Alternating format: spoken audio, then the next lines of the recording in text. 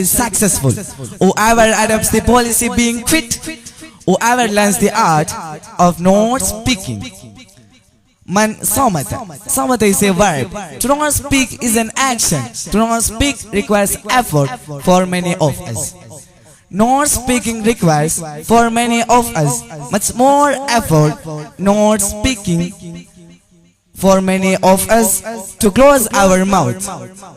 Our great leader Prophet sallallahu alaihi wasallam reminded us, "Man samata naja."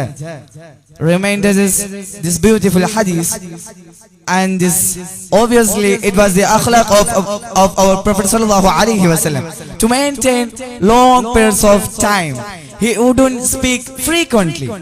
He wouldn't constantly be talking. Simak ibn Harb says, I asked Jabir ibn Samurah radiyallahu anhu, did you sit with the Prophet sallallahu alaihi wasallam? Were you one of the Sahaba? Is one of the younger Sahaba? He says, I used to with the sit Prophet sallallahu